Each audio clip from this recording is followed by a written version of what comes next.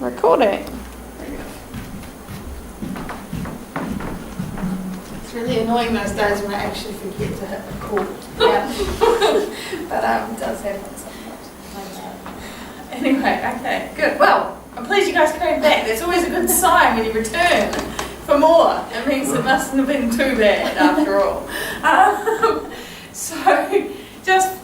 Today's topic is looking at the history of management, and this history of management thought and different schools around that. But before we do that, let's just reflect a little bit on what we covered last week. So maybe just give you each a minute to look over your notes from last week if you've got them there, or just go back in your mind and think what you can remember, and think of something that you found that was interesting or useful or different that you perhaps didn't know about before. Okay, just choose one thing to comment on. I'll give you 30 seconds.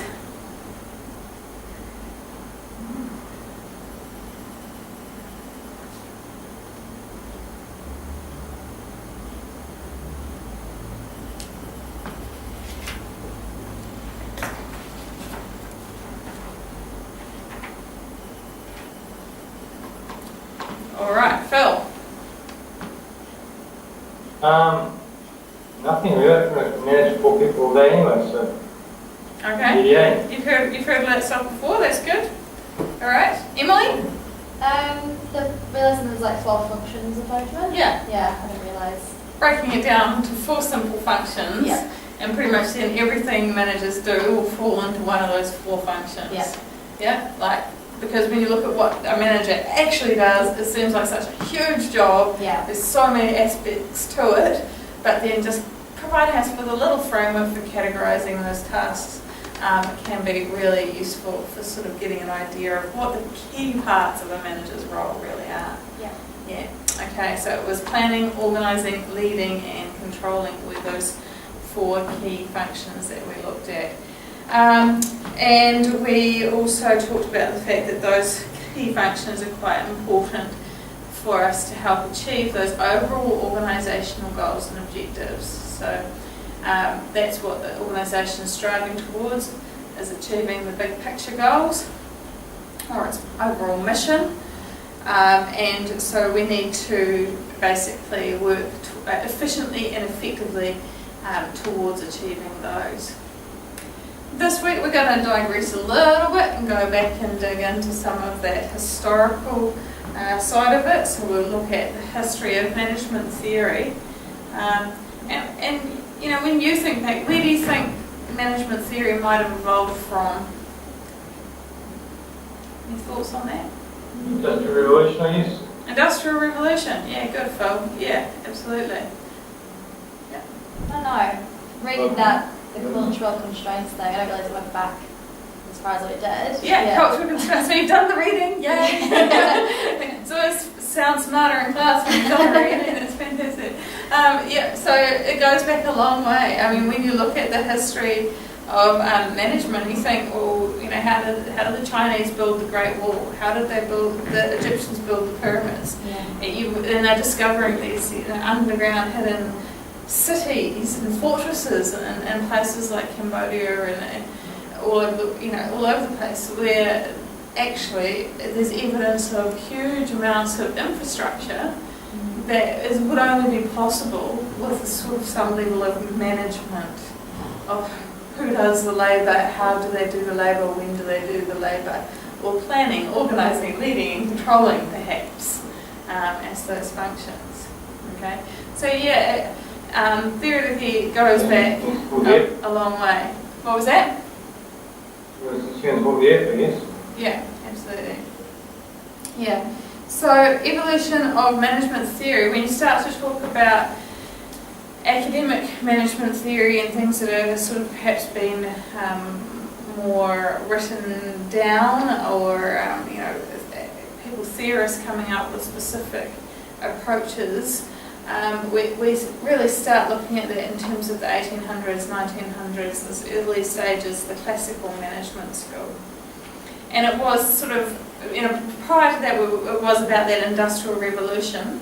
And I mentioned that in HR, didn't I? Felt that, you know, prior to the Industrial Revolution, people were working in home-based, farm-based, cottage-based industries where you don't have large numbers of people that need to be managed. As soon as we've moved towards machinery and equipment and large-scale production of goods and materials, then we started to need to manage those people, those human resources to undertake the tasks required. And then out of that evolved some of those really early management thoughts around looking out for the welfare of those people. You know, it was all the way back in, I actually went to this place, New Lanark in Scotland once upon a time, a long time ago when I was a backpacker, carefree backpacker, young and free. They talk about, in this textbook that I've given you to have a look at, New Lanark, and a guy called Robert Owen, who actually looked at the working conditions. He was really concerned about the living conditions of the children who were, you know, working 13 hours a day with very small breaks for meals. This is where our current, you know, health and safety and employment legislation has come from. You know, we have an 8-hour day and you know, rest breaks and meal breaks because of people like this who started studying and thinking about the impact of their living conditions on workers.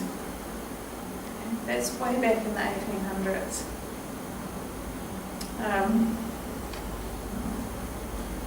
In New Zealand, for example, it was, what was his name? There was Samuel Parnell, I think it was, back in the 1840s, around the, you know, when New Zealand was very first sort of colonised. He actually petitioned for the 8-hour workday for New Zealand, because we obviously inherited most of our work and, you know, practices from England and the UK because the people had immigrated here. Well, he actually petitioned, and, you know, he was one of the key people in changing that system for New Zealand so that it became the norm that we have an 8-hour workday. That was all the way back in the 1800s. Okay. And then we started to develop legislation around that. I'm not going to go into the legislation. What we're going to focus on is these different theorists and how their theories have contributed to current sort of management practices over time. So the classical management school there, the first real key player in classical management was Frederick Winslow Taylor. And have you heard of scientific management before? I'm sure you've heard of it at some point. You've probably heard of you might have heard of Taylor, or you might have heard of scientific management principles at some point. But even if you haven't heard his name, there will be things that are happening in your workplace and your organisation because of the work that this guy did back in the day. He basically looked at, he was the first to really look at efficiency of movement and look at how we can optimise performance and productivity by managing how people do the work. So he started doing things like time and motion studies, or observing people in the workplace as they're, say, shoveling the pig iron with the shovel, and then they're going off to shovel the sand with the shovel, and of noting that actually there's an optimum size and shape of shovel for the different things that they might be shoveling. Okay, and we can actually increase the amount that is shoveled in an hour by giving them a different tool to use. Okay, and then we can even furthermore increase productivity in a given hour of how much is shoveled by paying the workers based on their output and how much they can shovel in that hour. And as soon as they started to do that, they saw that, okay, we'll be paid per output, productivity goes up, but also output goes up, and workers' pay goes up. So it became a win-win situation. So that was really where we started to see the basis in our current sort of literature for incentive pay or performance pay, which is something that we still have around these days, paying per output. Now, it's not relevant in every job, but it's certainly relevant in a lot of industries. Anyone ever worked on an orchard picking fruit, or worked in a sales type role where you're paid per how many items you sell? Have you worked in that kind of work before? Kind of, yeah. Or you might get a base pay and then some incentive pay on top of that. Yeah, that's coming about because we want to actually, that's been identified as something that actually fosters people to perform and increases productivity all around. Okay. I've done jobs where, I've picked cherries in the cherry orchard where you only get paid depending on how much you pick. Okay? So your incentive is to pick as much as you can in the time. What's the problem with that? Seasonal, I guess. Seasonal? I can pick all of the unripe cherries and pick heaps when they're not ready, and because I'm going to get paid more. But there's also, so you'll potentially lose that focus on quality of the product or output. Okay. But anyway, that's got digressing a little bit. Principles of scientific management, according to Taylor, we select and we train the best. Again, these are still concepts that we use today when we're looking at our recruitment and selection practices. We want to select the right people for the job, with the skills, the knowledge, the ability to do the job. And then we train them in the areas that they need training in, if that's job specific or if they need specific skills that they don't have. So we actually invest in people. And this has come from Taylor. We determine the most efficient work methods. And these principles have really underpinned the whole concept of sort of ergonomics and workplace design. And I don't know if you know a lot about that, but thinking about, for example, Chernobyl, the big Russian nuclear incident. There's a big control panel with lots of buttons and knobs and levers and things. I don't know exactly how it looks, but you can Google it and have a look. Whatever. Yeah, part of the problem that they identified with Chernobyl and the reason why it happened was because of the layout or the design of one of those control panels. What about that recent one where in Hawaii, then they sent out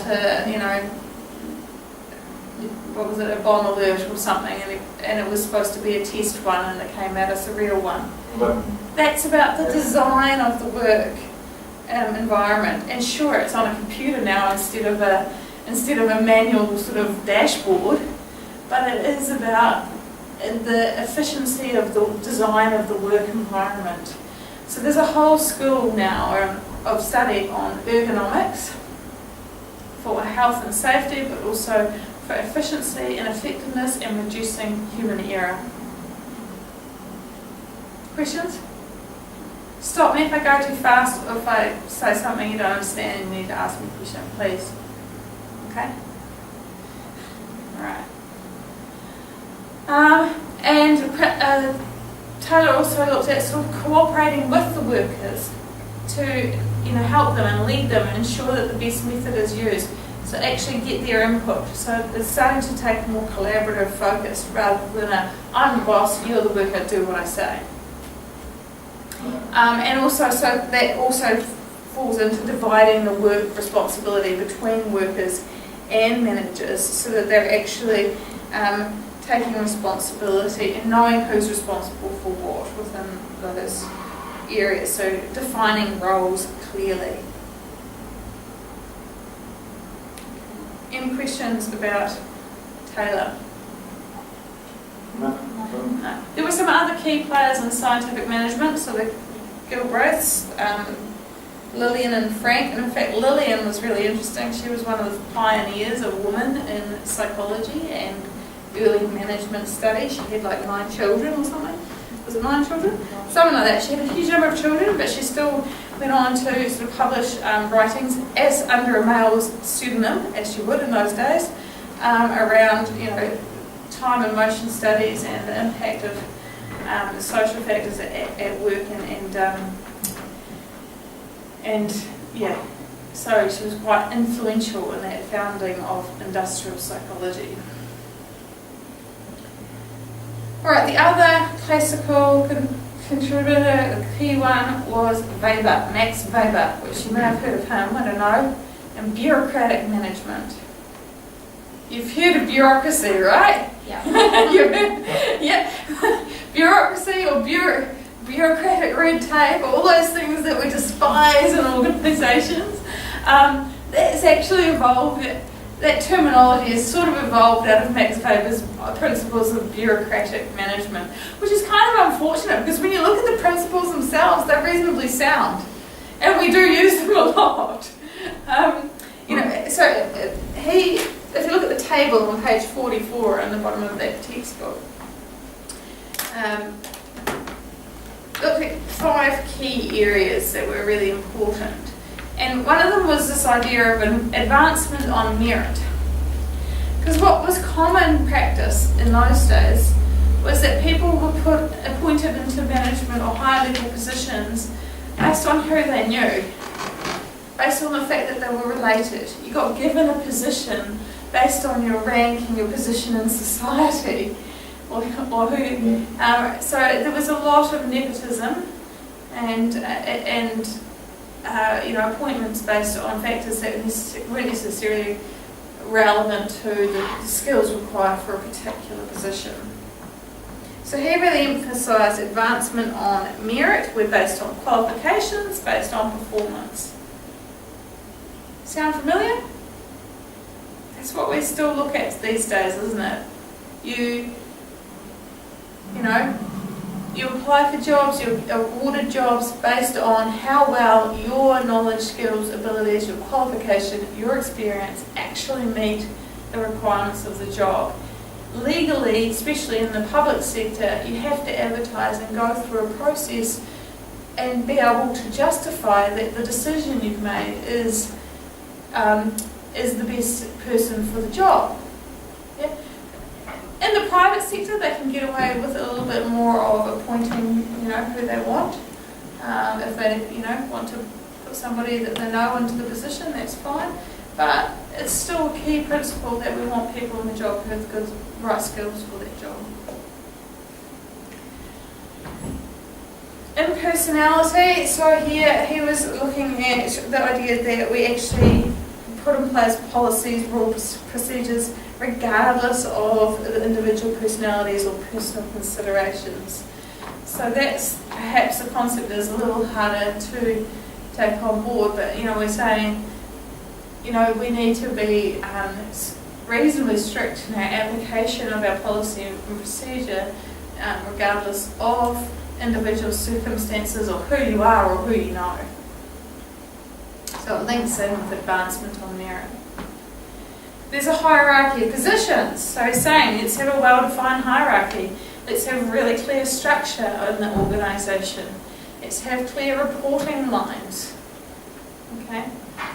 So this is a lot of the things that become apparent when we start talking about organising in the organisation and structure.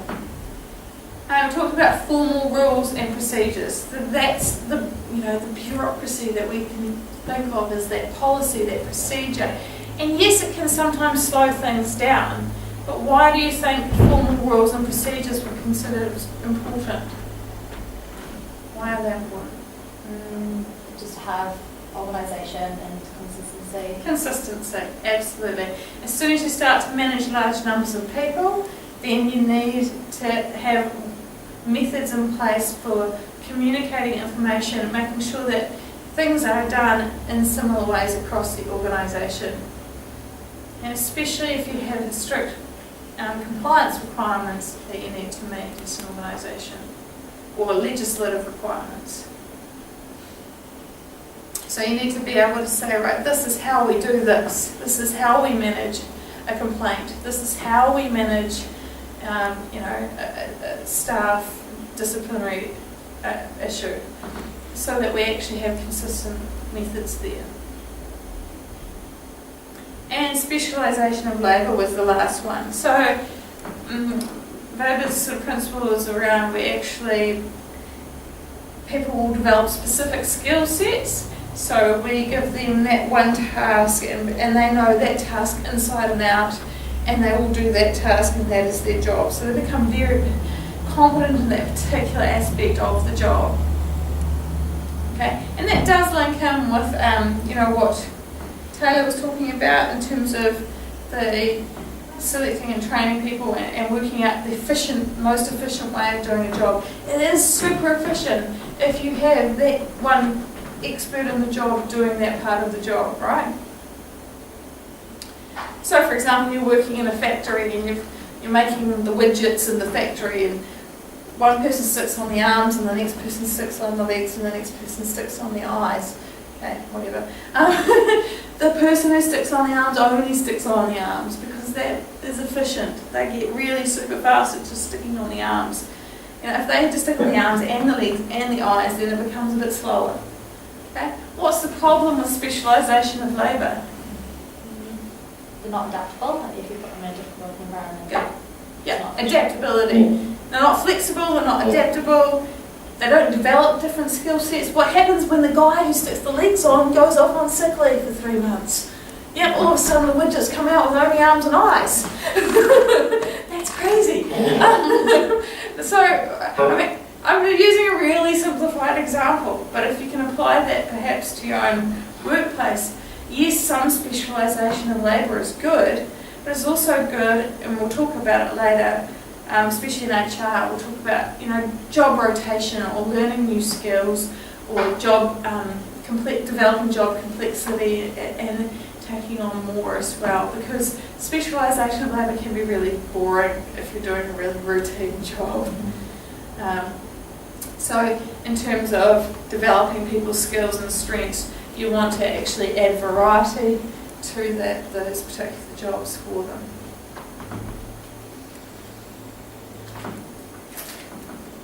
You need to look at perhaps the level of risk, of that person doing a different type of job.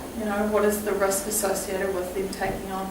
If you are if you drive the cars for the organisation, and then somebody says, oh, you know how to drive the car, why don't you jump in the digger and drive the digger? What is the risk of actually putting them into that position, right? Maybe we should actually leave them driving the cars. At least we train them. Okay, so that's bureaucratic management. Any questions? Alright, so I said under a classical management school there was scientific, there was bureaucratic, there was also administrative. I haven't got a slide on that, but Henry Fayol, in your textbook, page 45, he really brought in, and at Chester Bernard, they brought in these principles of administrative management, focusing on what they thought organisations need to achieve those activities.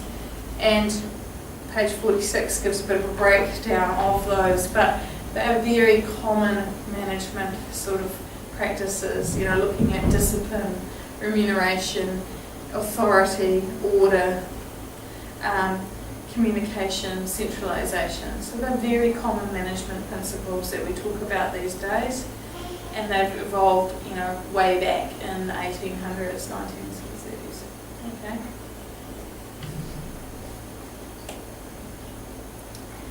So that's the classical management school. We're having fun. All right, the neoclassical management school, we started to look there in the 1930s and such into human relations and the behavioural approaches. So this is where the psychology and understanding of how humans behave really became a particular interest in management studies. So the early behaviourists like Hugo Munsterberg started to bring in things like psychometric tests. Have you heard of psychometric? You ever done a psychometric test when you applied for a job? A psychometric test might be a test of verbal or numerical reasoning or general mental ability, or it could be a test of personality test. There's also a psychometric test. So it's using specific tools to identify how you match the key requirements for a particular job. And we still use those. A very common practice, especially for higher level positions, management positions, that we put people through not just an interview, but a range of selection methods, and psychometric tests being one of them. Mary Parker Follow looked at conflict resolution and the impact of working with, focusing on working with people rather than working over people. The Hawthorne studies, these were particularly interesting. And this was, what we're focusing on here was around understanding how do we actually engage people to be motivated, how do we encourage them to work effectively and efficiently in the organisation. And they were looking, with these Hawthorne studies, they were actually looking initially to understand how they might influence productivity through lighting. Okay, so they were thinking, right, it was called the illumination studies, if we change the lighting levels in the factory, will productivity change? Now, how much does lighting actually influence productivity? And so they set up these experiments where they had a control group, so things just carry on as normal, and they have an experimental group where they actually change the levels of lighting and then measure performance accordingly. So what they expected with these was that as they reduced the lighting, that performance would drop away. That's what they expected. But what actually happened? As they reduced the lighting, the experimental group, performance actually went up. And they also thought that the control group performance would continue the same because their lighting hasn't changed. But what happened? Their performance went up as well. Why was the question that they had to answer next. So they did another round of studies. Why do you think performance went up for both groups? Because they're both being assessed. Because they were both being assessed, they were both being observed.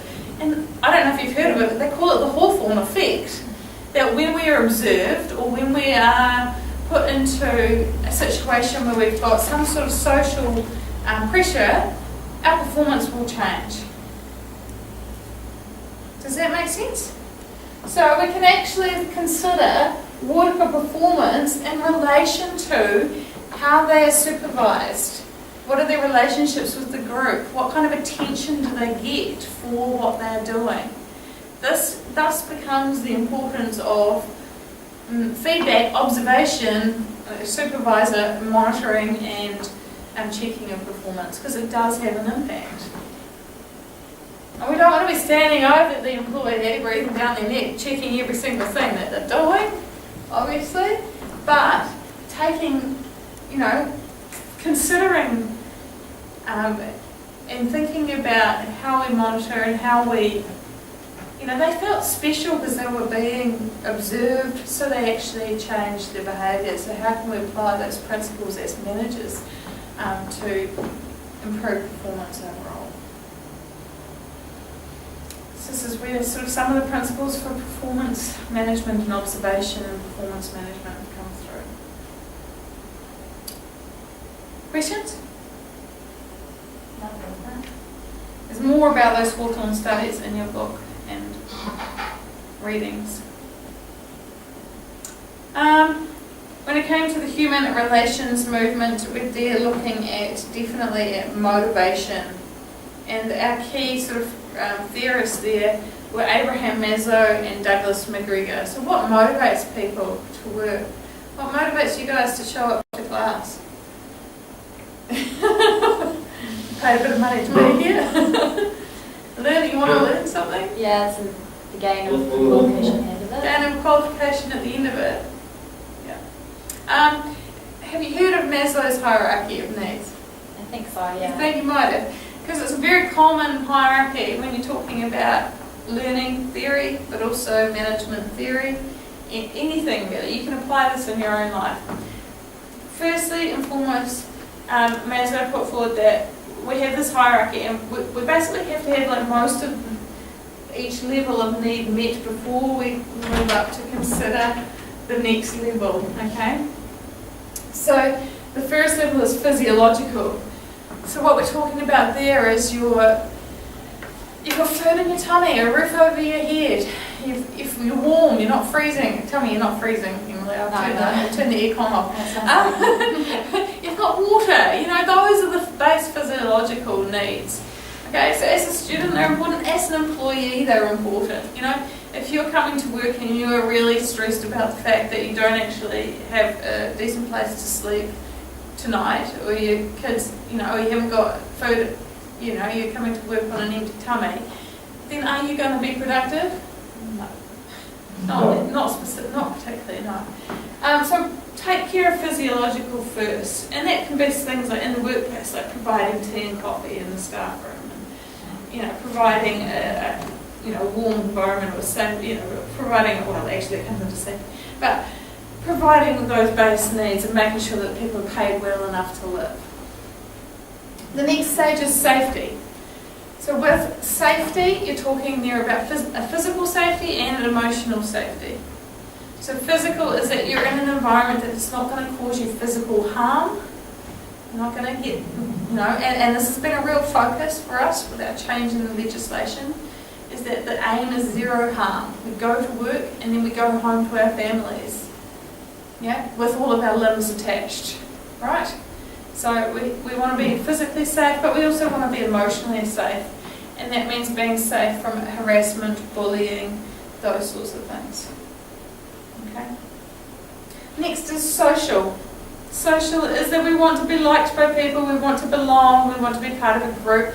We actually go to work because it's kind of fun to see other people, right? Assuming that you like your colleagues. Yeah.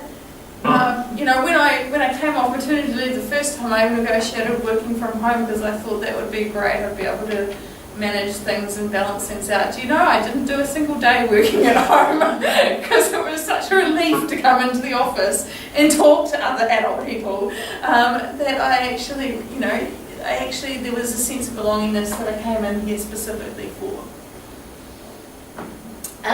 Esteem is the next one. And that is that you want the respect of other people, and you want self-respect as well. Okay, so you want, you know, people to think highly of you. So this is esteem we get out of things like, it's a status symbol things. It might be getting the car, or the company, or the car park close to the building if you don't live in Greymouth or Westport. You know, like, perhaps in Auckland those things are important. But esteem is, you know, how much mana, I guess, do you have in your role in the organisation? And so that's something that we strive for. So maybe if you start out in a low position, you strive to move up the hierarchy to gain that respect. And the final one, self-actualisation. I know it's a bit of a mouthful. What do you think self-actualisation might mean?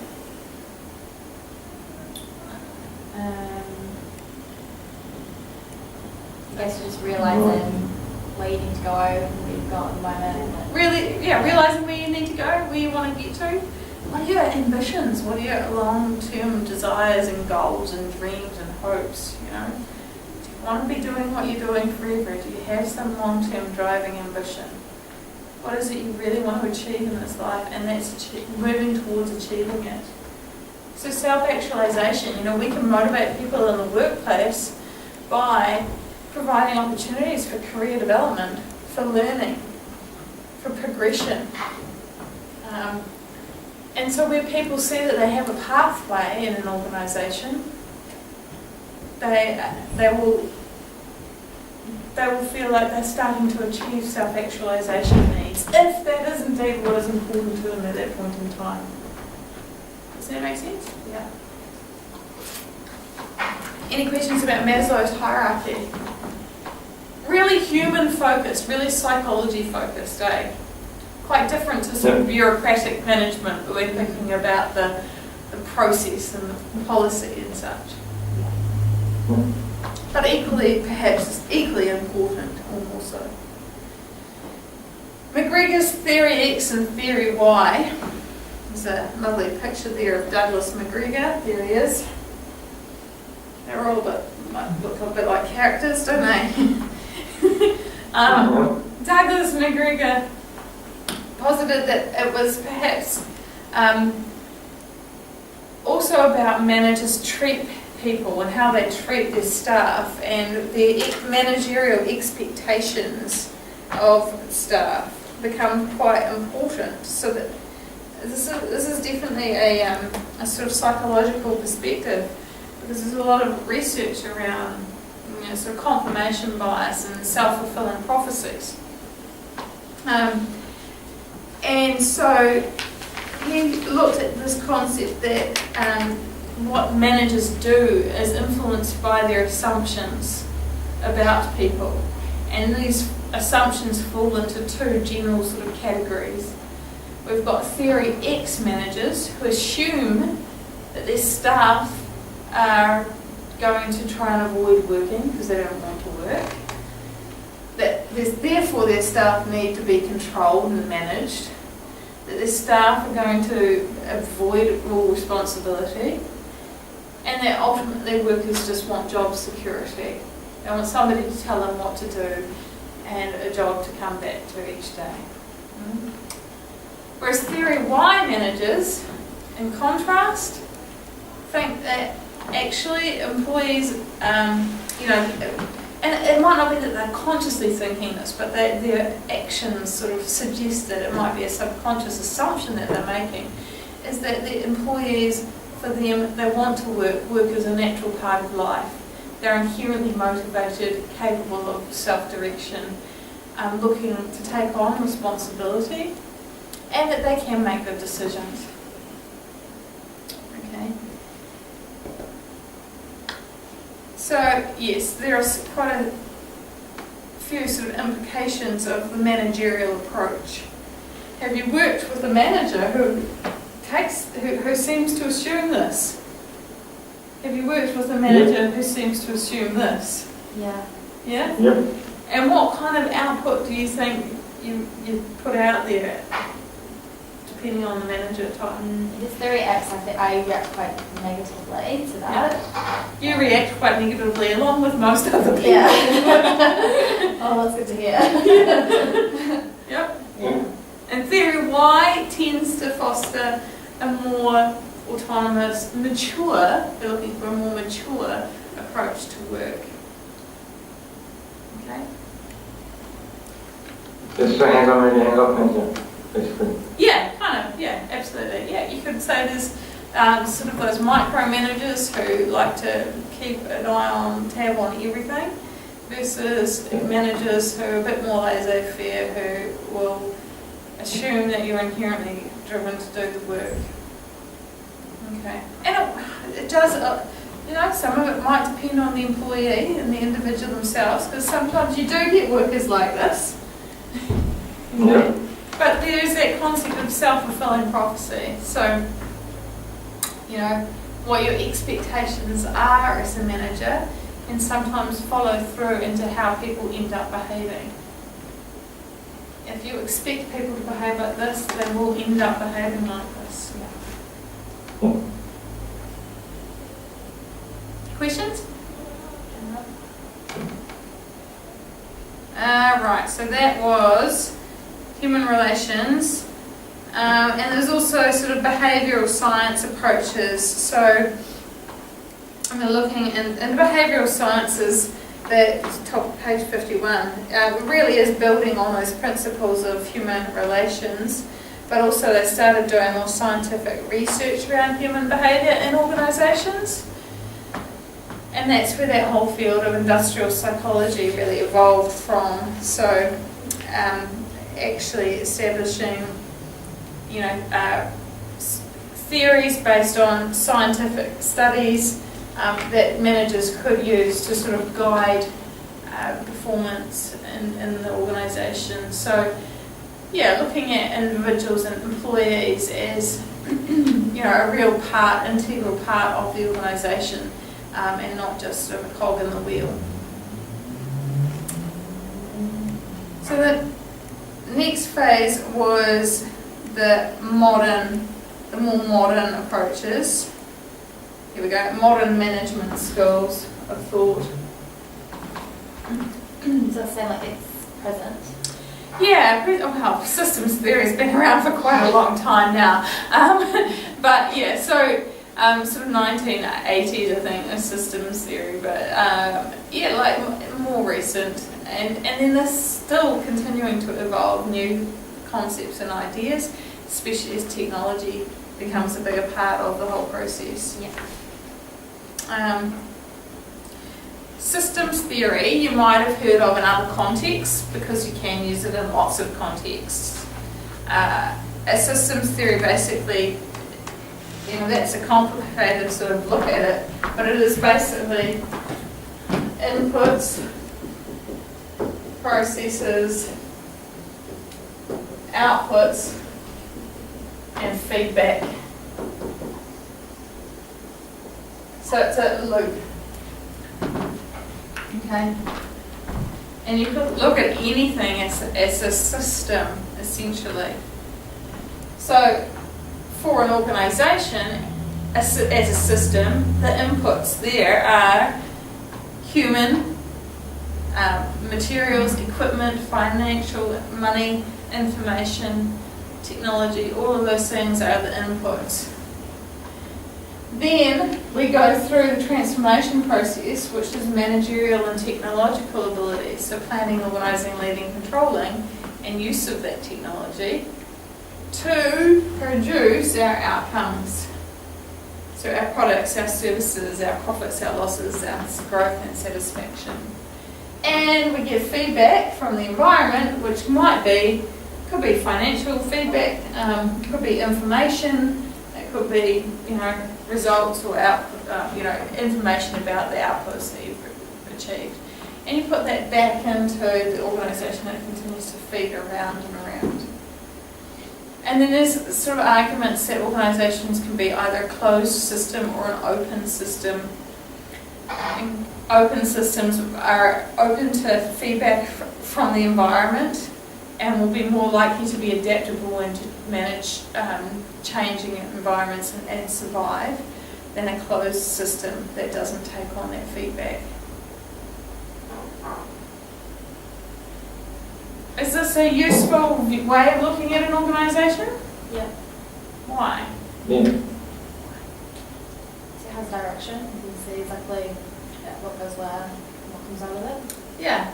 It can be really useful just to, if you're struggling with an aspect of managing an organisation and you're not understanding where things are falling down or why they're falling down, it could be quite useful analysis tool to go through and break it down and think, well, what are my inputs? What are my processes? What are the outputs? And am I actually taking on board feedback from the environment? Often that's the part where organisations might be falling down. Okay, if you're getting lots of negative feedback from customers and negative customer satisfaction evaluations, but you're not actually feeding that back into doing anything about it, maybe you're getting complaints about your receptionist or something and you don't change your human resources, then that cycle will continue. So it can be a really useful sort of analytical tool.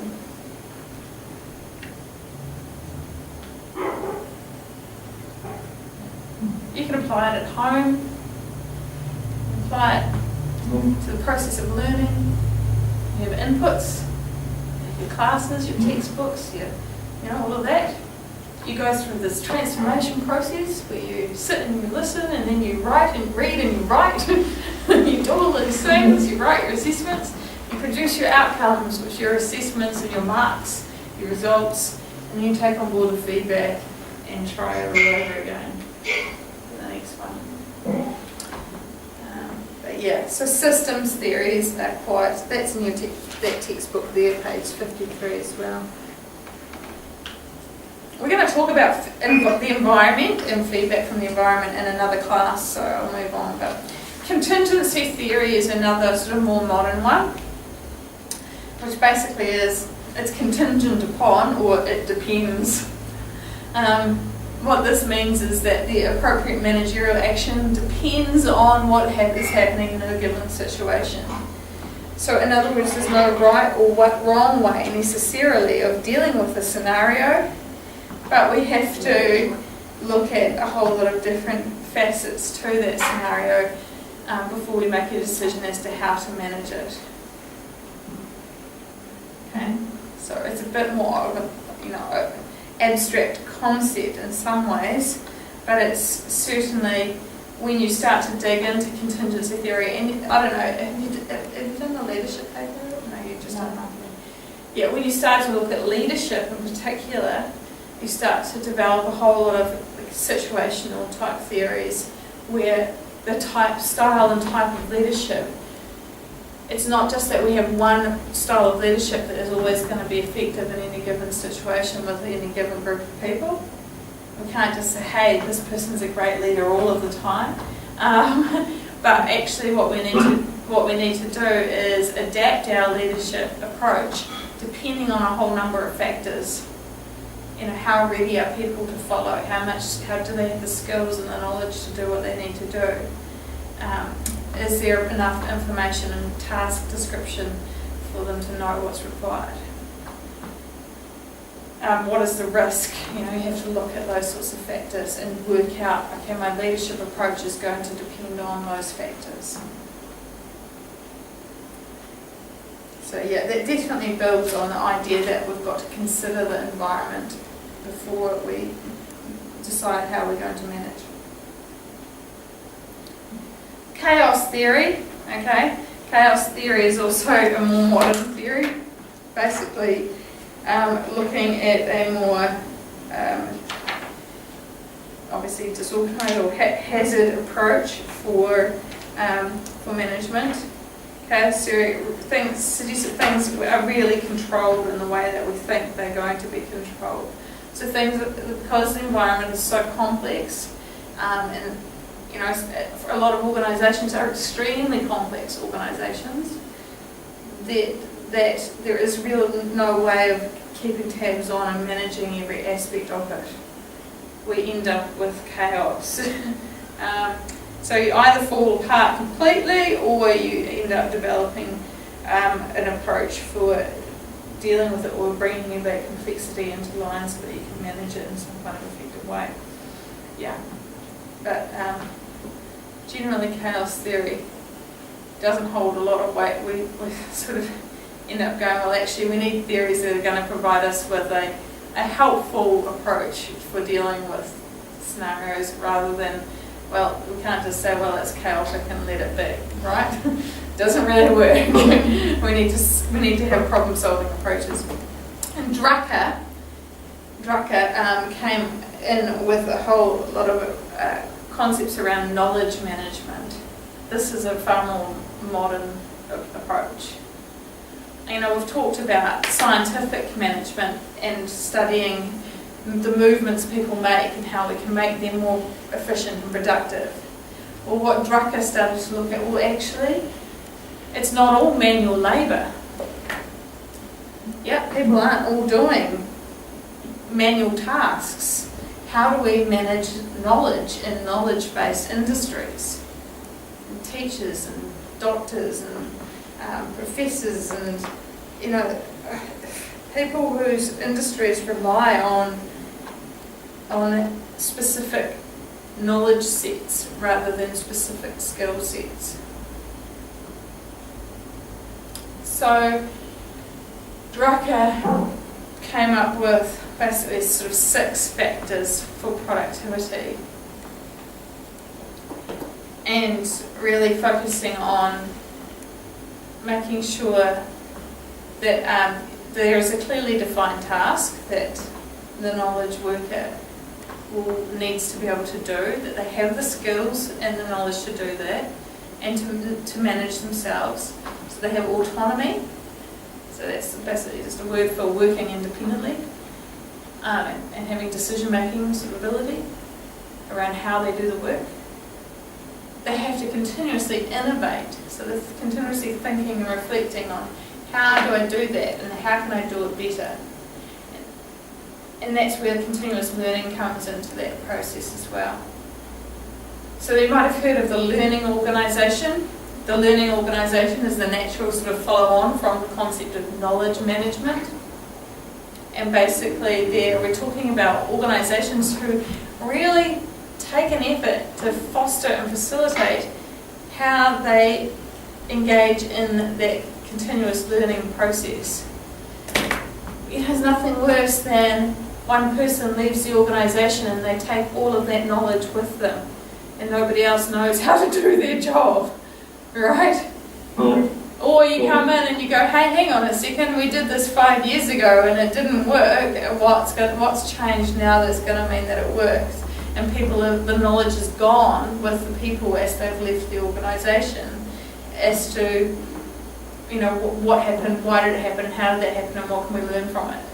So a learning organisation really focuses on that reflective practice, really focuses on continuous learning and retaining that knowledge within the organisation.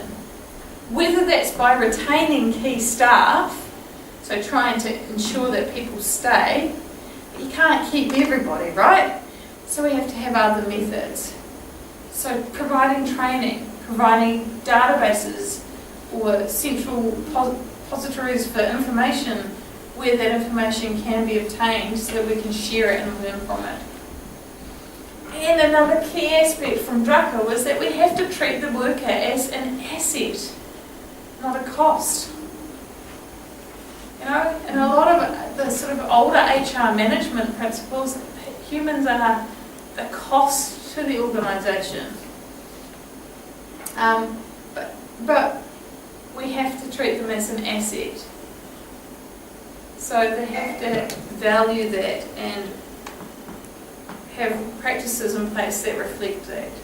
So recognition and rewards and things like that actually acknowledge and encourage people to stay with the organisation and feel valued. Right, we almost just I feel like I've talked non-stop. That wasn't the intention. I do intend for you guys to do more work, but I will get to that. The history of management, really, what can you do? But hopefully it makes it a bit more, and I know there's quite a lot of reading involved, and the reading can be a bit tedious and your eyes start to close and you sort of go, oh dear, how much of this am I really taking in? So hopefully having this sort of setting where you get to hear it instead is helpful. I don't know. Yeah, definitely. Yeah. Yeah, it took me a few times to try and get through this. It took a few times to get through that. There's some pretty sort of academic type articles there, and that can be a real shift for you guys with the sorts of things that you're reading. Some of it's quite different even from a textbook, which a textbook is usually more basic than the academic articles that you'll be wading through. So the point is to get more efficient in your reading of those things. Try and pick out key headings or key points. What is it that you really need to know out of it? Yeah. And part of that is looking at, well, what is the task that I need to do this week? And figuring out how do I actually use the information I've obtained to do that task.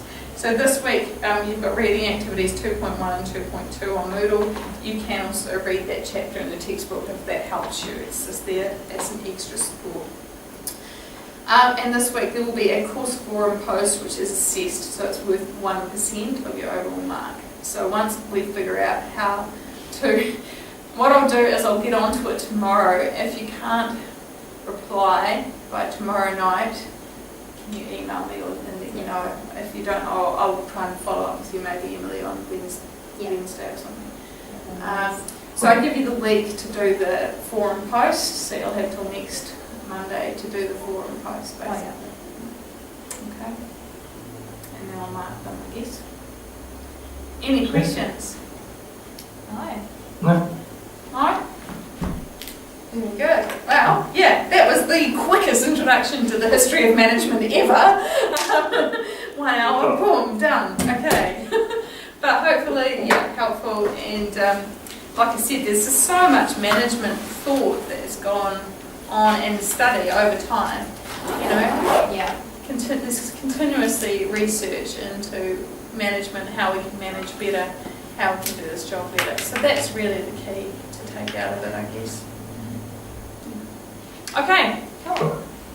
Enjoy your week, and feel free to email me or call me if you've got questions or you're not sure what you're doing. Yeah. Alright? See you, Phil.